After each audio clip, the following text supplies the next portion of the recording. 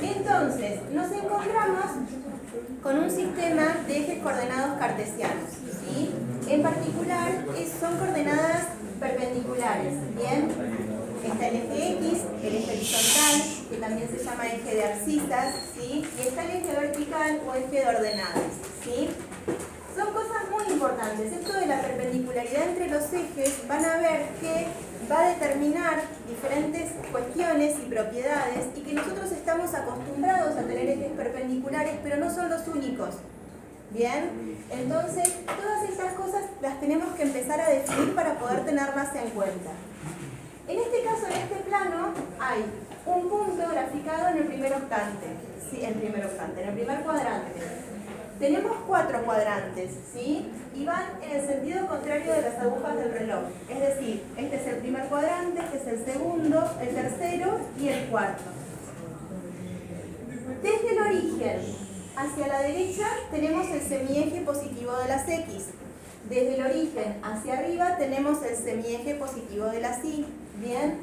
Y siempre nos vamos a ordenar de esa manera. A donde nosotros cambiamos las cosas, y para acá está lo positivo y para acá está lo negativo, cambia todo, ¿sí? Entonces, con estas cosas consensuadas de esta manera, es que vamos a graficar en el plano.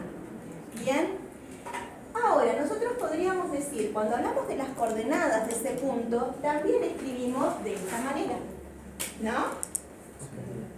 Entonces, con notación, vamos a estar diciendo de un punto de la misma manera que de un vector. ¿Bien?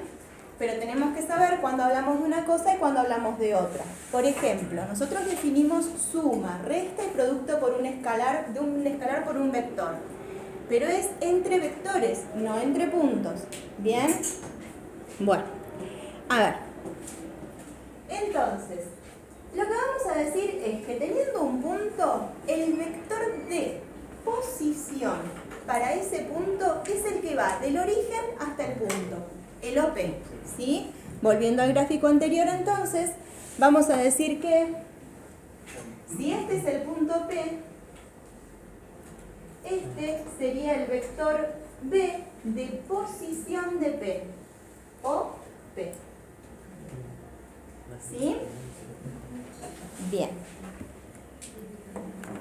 Ahora, no es la única manera esta de notar vectores. Nosotros, cuando graficamos el plano, ¿sí? Decimos, este es el eje X, este es el eje Y, este vectorcito que va desde el 0 hasta el 1, ¿sí? Lo voy a llamar versor, porque tiene longitud 1 y ya vamos a ver un poco más de estas cuestiones. Entonces ahí le vamos a hacer un sombrerito. ¿Qué es este Y? Ah, tiene el sombrerito al revés. Este tiene el sombrerito, así. Y el otro versor, que va de 0 a 1 en Y, se va a llamar versor J. ¿Sí? A veces al versor Y también lo llaman versor J. Pero ustedes van a tener que hacer las salvedades en la especialidad en la que estén estudiando, en la materia en particular. Nosotros llamamos I al que es 1, 0. Y llamamos J al que es 0, 1. ¿Bien? Entonces, a todo punto, ¿sí? Le vamos a poder poner coordenadas, pero cuando hablemos de un vector, supongamos que acá está el 2 veces Y, ¿bien? Y acá está el, a ver qué puede ser, 2, 3 veces J, ¿así? Entonces, miren, si nosotros sumamos con la ley del paralelogramo que aprendimos, trazamos una paralela a esta por este punto, así, ¿no? Y trazamos una paralela al eje Y por este punto final. De esta manera, ¿quién es este vector? Es 2 por Y más 3 por J. ¿No? Pero si nosotros miramos en coordenadas, diríamos que en X nos movimos 2 unidades, en Y nos movimos 3 unidades, entonces podríamos decir que 2Y más 3J es igual a 2 por el 1, 0, que es Y, más 3 por el 0, 1, que es J. Es decir, que al 2, 0 le sumo el 0, 3. ¿Y quién es? 2 más 0, 2, 0 más 3, 3. El 2, 3. Es decir, que cada vez que estemos hablando de esta manera de un vector, también lo podemos hacer con esta notación. ¿Qué utilizamos en este caso? Los versores canónicos, ¿sí? I y J se llaman versores canónicos.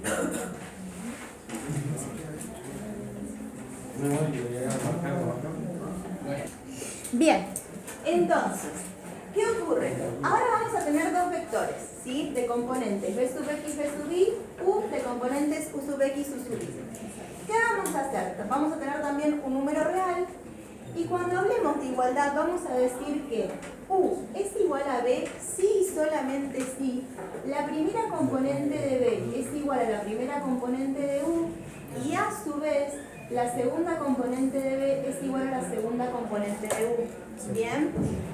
¿Qué quiere decir si y solo si? Que si B es igual a U, entonces sé que primeras componentes son iguales y segundas componentes son iguales. Y en caso de saber que primeras componentes son iguales y segundas componentes son iguales, entonces puedo decir que los vectores son iguales. ¿Bien? Ahora, la suma ya la habíamos visto, la resta también y el producto de un vector por un escalar. ¿Sí? Entonces, con la suma lo que hacemos es sumar componente a componente, sumo primeras componentes, sumo segundas componentes, así armo primera y segunda componente.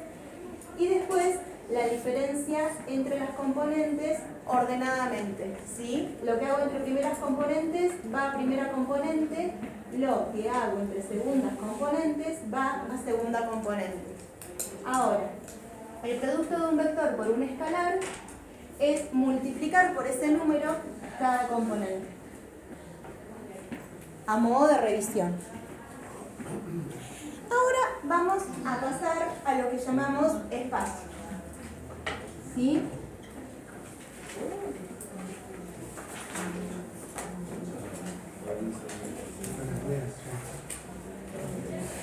Es el lugar en el que vivimos. ¿Bien? Son las 3 dimensiones que nosotros observamos, ¿sí? Y también tocamos, sin interferir el tiempo, que ya sería una 4ª dimensión. ¿Bien? Entonces, es una cuestión espacial, ¿sí? Miren, si nosotros vemos el espacio, podemos decir que esta pared, así,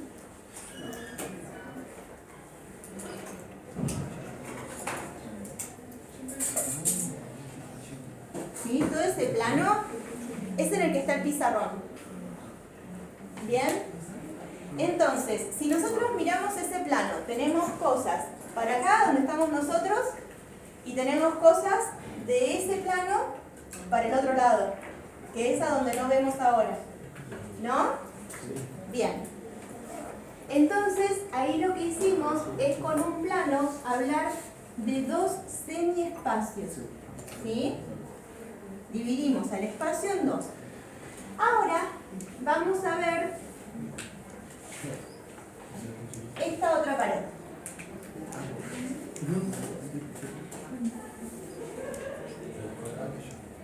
Bien.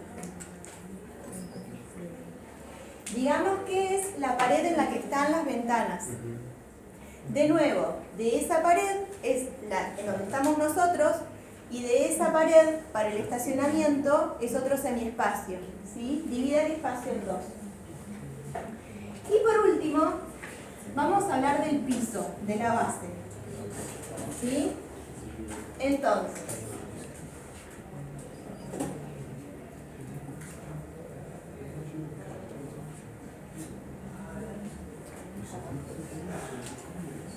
supongamos que ese plano es el del piso. Es todo lo que nosotros, en donde pisamos, hacia arriba, hacia donde estamos nosotros, y de donde pisamos, hacia abajo. ¿Sí? El espacio sigue. Bien, estos se llaman planos coordenados. Bien, nos dividen al espacio. Si nosotros nos miramos a los tres planos coordenados en conjunto, lo que hacemos es dividir al espacio en octantes. Para tomar referencia, lo que vamos a decir es que desde el origen, que es el punto en el que se intersectan los tres planos, hacia adelante están los X positivos, desde el origen hacia la derecha están los Y positivos y los Z están del origen hacia arriba, los positivos. ¿Sí? Entonces, miren, nos quedamos con este pedazo de pared, así. Nos quedamos con este pedazo de piso, así. Y nos quedamos con este otro pedazo de pared. ¿Bien? Decimos que todo lo que está de esos tres semiplanos hacia adelante se llama primer octante. ¿Bien? Si alguien encuentra alguna bibliografía en donde estén numerados los otros octantes, por favor me dice. Porque en realidad no es, al menos hasta donde yo he leído, como en el plano que teníamos, primer cuadrante, segundo cuadrante, tercer cuadrante, cuarto cuadrante. Solamente sabemos que donde todo es positivo se llama primer cuadrante. ¿Bien? Y ahí estamos en el espacio. Ahí también podemos tener un punto.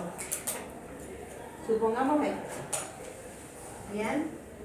Entonces, vamos a decir que este punto tiene un pie por acá y acá hacemos una paralela al eje Y. Acá hacemos una paralela al eje X. Y ahora lo que vamos a hacer es seguir con las paralelas. Son más paralelas, pero es todo función de paralelas. ¿Bien? Miren. Desde este punto trazamos paralela al eje Y. De manera paralela al eje X. Así. De nuevo paralela acá. Y de nuevo paralela acá. Así. Entonces decimos que este punto, ¿sí?, que es el vértice opuesto al origen, es el punto final de este vector. Y de esa manera graficamos al vector de coordenadas x0, y0, z0. ¿Sí? Supongamos que se llama B. A este vector B decimos que lo escribimos como x0, y0, z0. ¿Qué hacemos? Nos hacemos una cajita. ¿Bien? ¿Y quién va a ser el vector? La diagonal de manera de tener en la cajita la sensación de espacio. Porque si nosotros graficamos solamente el vector en el plano, no queda con una idea visual de que estamos hablando del espacio. ¿Sí?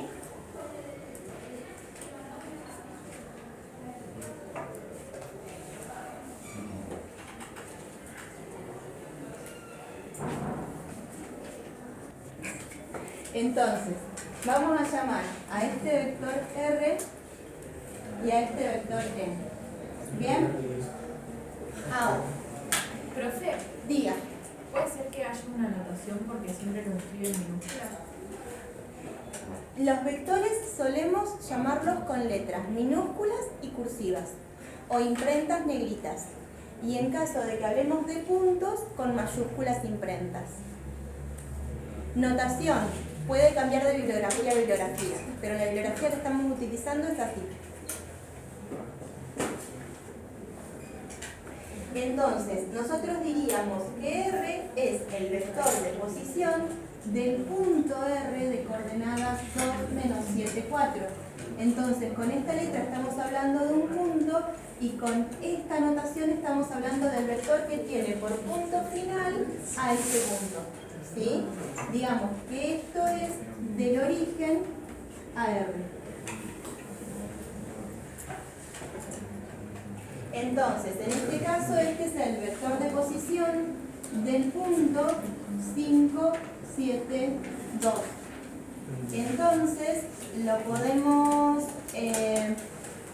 también llamar de O a N. ¿No?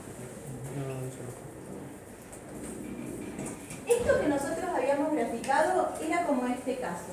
Entonces, en X nos movemos 1, 2, 3, 4, 5 unidades. ¿Bien? En Y nos movemos 1, 2, 3, 4, 5, 6, 7 unidades. ¿Bien? Y en Z nos movemos 2 unidades. Ahora tenemos que construirnos la cajita. ¿Bien? Decimos, de 5 una paralela al eje Y. Y ahora también una paralela al eje Z. Desde 7 una paralela al eje X y también una paralela al eje Z. ¿Sí?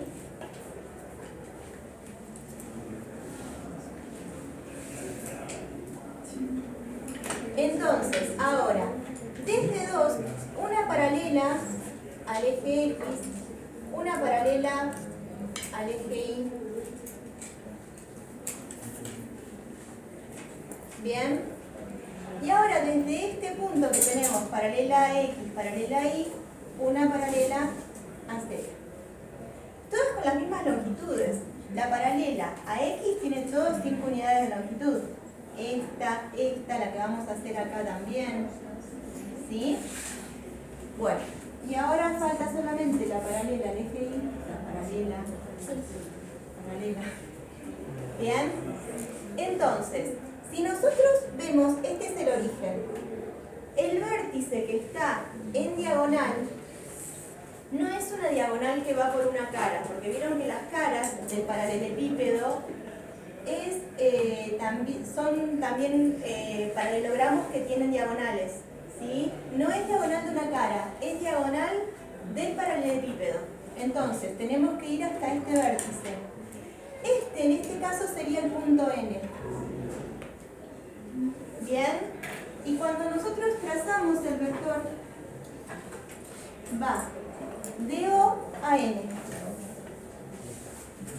Entonces, ahí graficamos ON, que es el vector de posición del punto N.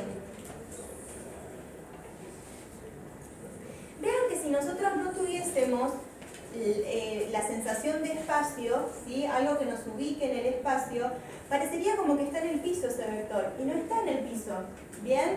Porque es que me moví 5 unidades por allá, me moví 7 unidades por acá, me moví 2 unidades para arriba, y entonces por acá está N y el vector va desde aquella esquina hasta acá, no está en el piso.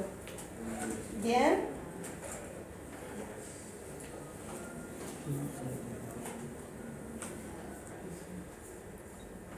De la misma manera ahora vamos a hacer este vector. Miren qué ocurre.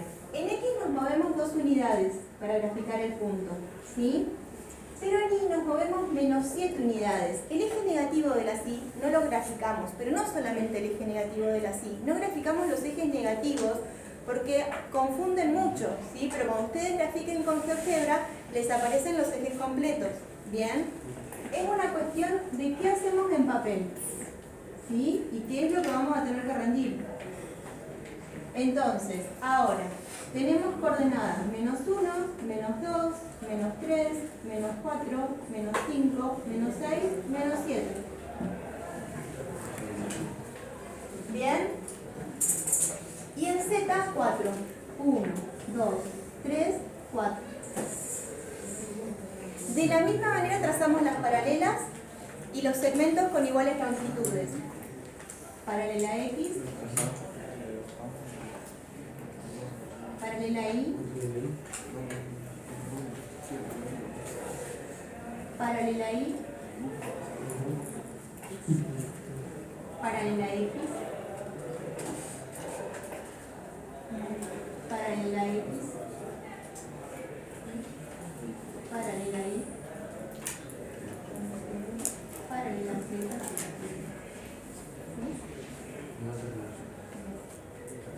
Bien, entonces al origen ahora lo vamos a tener que unir con este punto, ¿sí? Que es el punto R. Y este vector que une estos dos puntos con punto final en R es o R o el vector de posición del punto R. Y este es el punto O.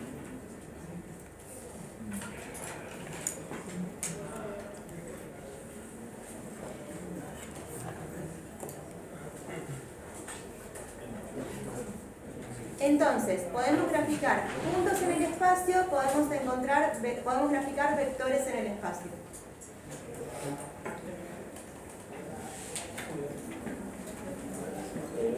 Profe, Diga. viste que, ¿cómo se llama?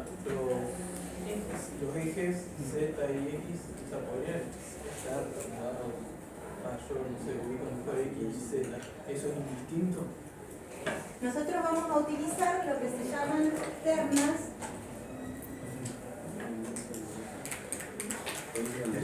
dextrógiras. Son 3 solamente.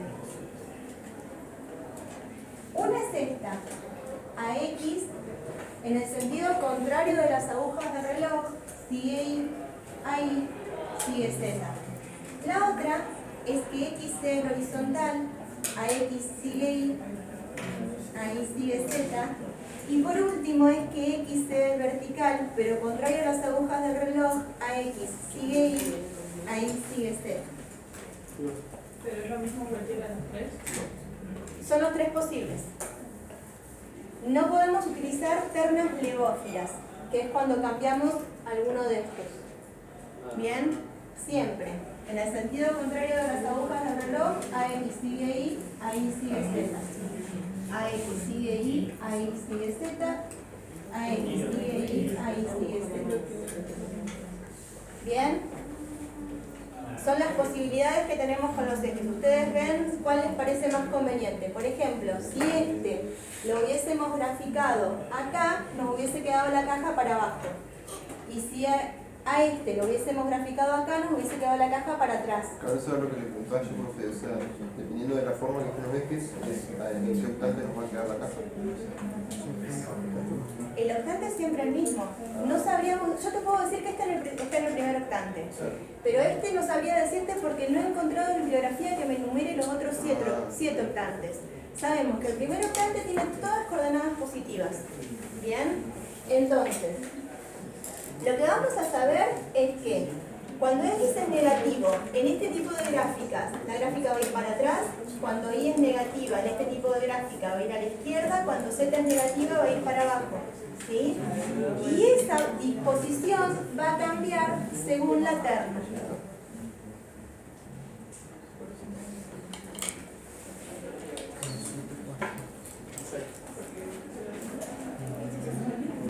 Entonces, con unos gráficos un poco mejor hechos, lo que vemos es que tenemos en esta tapita una diagonal, ¿sí? No son las diagonales de las tapitas las que nos hablan de los vectores.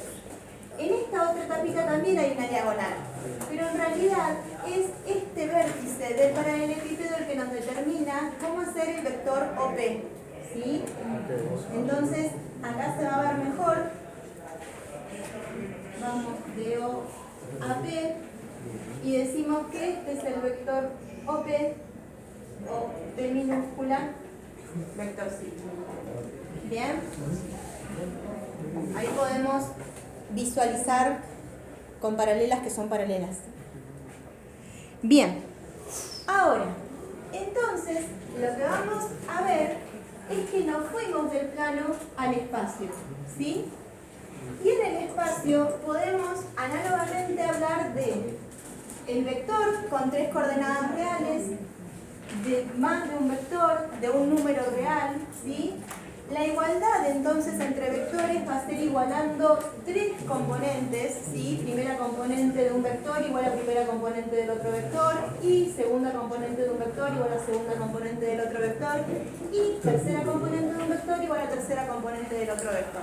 ¿Bien? De nuevo hay un sí solo sí, es decir que si nosotros sabemos que hay igualdad, sabemos esto, y si nosotros sabemos que son iguales componente a componente, sabemos que hay igualdad entre vectores. Ahora, si nosotros hacemos la suma, lo que vamos a hacer es sumar, pero en 3 componentes, ¿sí? En vez de 2, y la resta vamos a generar cada componente como diferencia de las 3 componentes. El producto por un escalar, también de manera analógica, es multiplicar cada una de las 3 componentes por el número real, ¿sí? Nada que no se pueda deducir.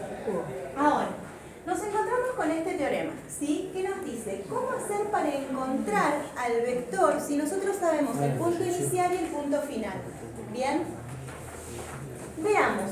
Dice que tenemos en el espacio un punto P1 de coordenadas x1 y 1z1 y un punto P2 de coordenadas x2 y 2z2. Ahora, nosotros vamos a hablar del vector que tiene origen en P1 y punto final en P2, que es como los que habíamos graficado al principio, ¿sí? Que estaban todos desplazados. Entonces, lo que dice es que el vector que va de P1 a P2 se genera con las diferencias, ¿sí? A las componentes de P2, x2 y 2z2, le tengo que restar las componentes de P1, x1 y 1z1. ¿Bien? No hice resta de puntos. No le resté a P2, P1. ¿Bien? Vean esto. No hice P2 menos P1, porque nosotros hasta ahora hablamos de resta de vectores. Lo que sí podríamos haber hecho es que a P2 le restamos P1. Y ahí sí estamos a un vector restando el otro vector. ¿Bien? No hagan abuso de notación en ese aspecto, porque lo podemos escribir bien. Ahora, cuando nosotros nos encontramos con las magnitudes vectoriales, hablamos que tenían dirección, sentido y una longitud, a la que llamamos módulo. ¿Bien? El módulo de un vector de 3 componentes es la raíz de la suma de las potencias de exponente 2 de cada componente. Es decir, que si el vector es de componentes B1, B2, B3, a B1 lo elevamos a la 2, más el B2 que lo elevamos a la 2, más el B3 que lo elevamos a la 2, y una vez que sumamos hacemos la raíz. Esa raíz es una raíz que siempre existe porque es suma de potencias de exponente par, entonces acá siempre tenemos un número mayor o igual que 0. Entonces esta raíz de índice 2 siempre la vamos a encontrar. Y por el mismo consenso que teníamos en números reales, utilizamos la raíz aritmética, es decir, que la longitud del vector va a ser mayor o igual que 0.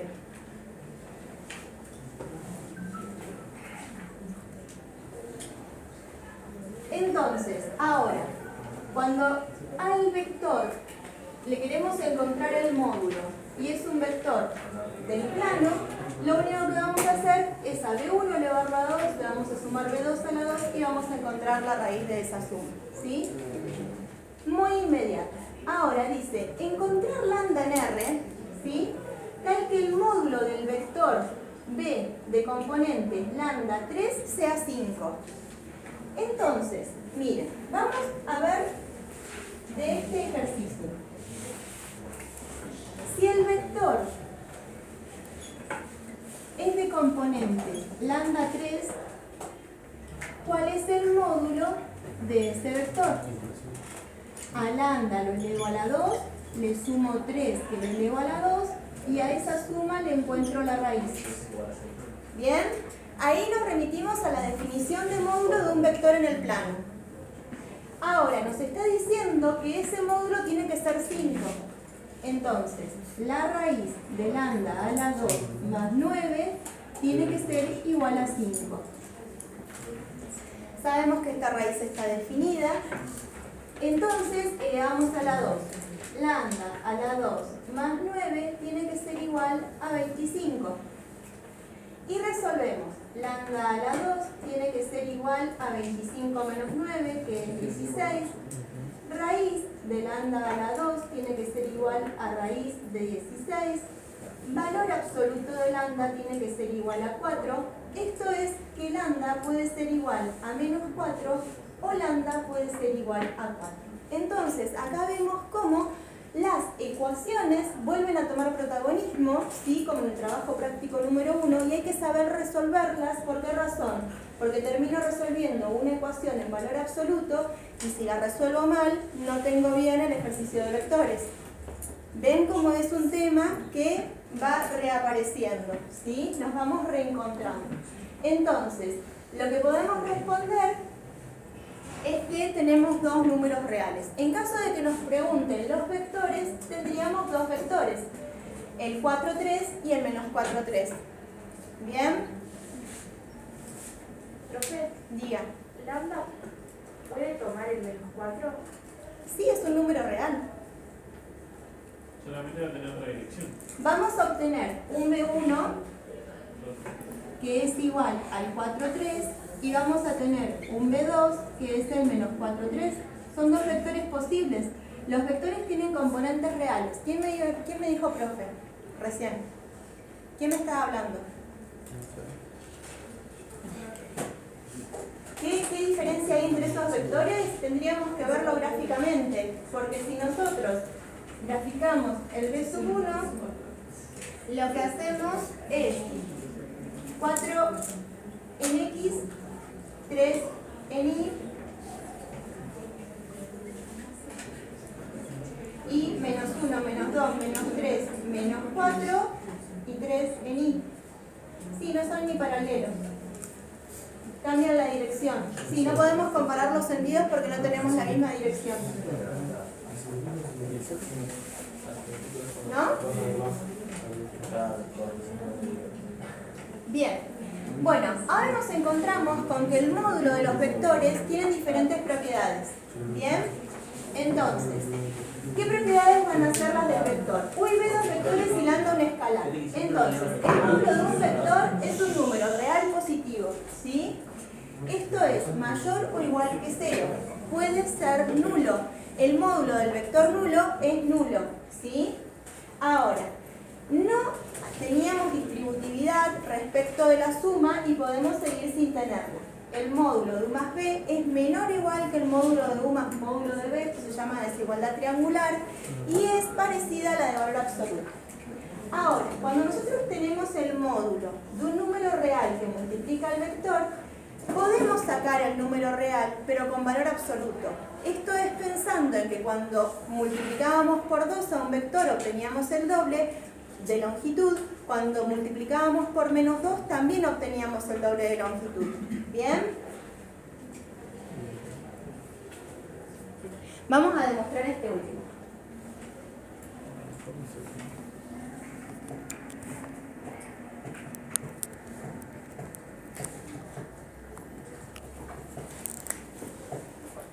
Si nosotros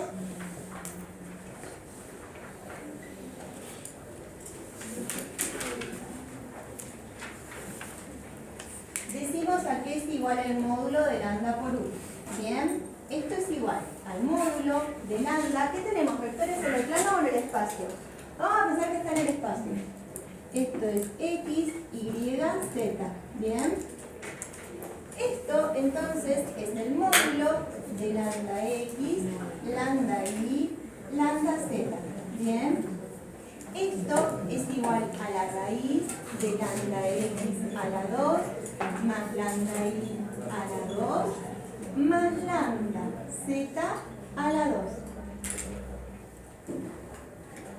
¿No? ¿Estamos en sintonía?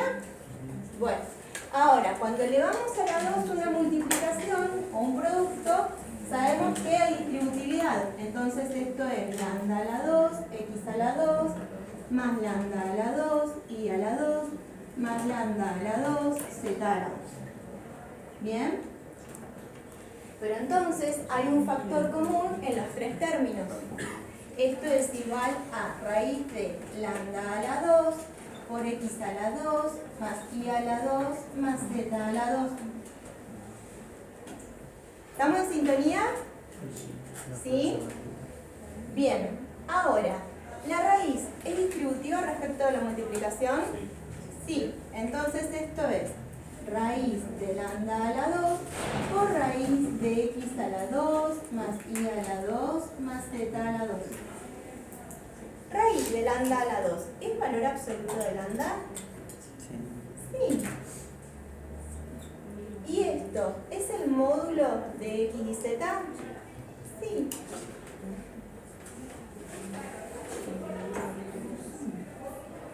Pero entonces, al valor absoluto de lambda lo multiplico por el módulo de U.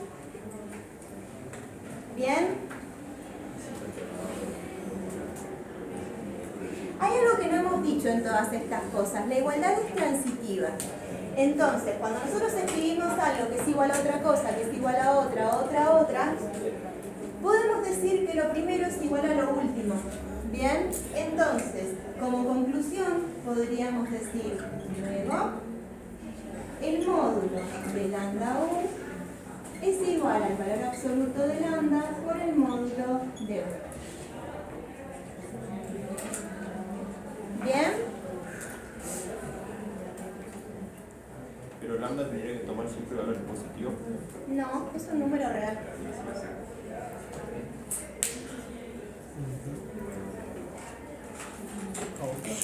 Bien, vamos cerrando con la cuestión de los versores.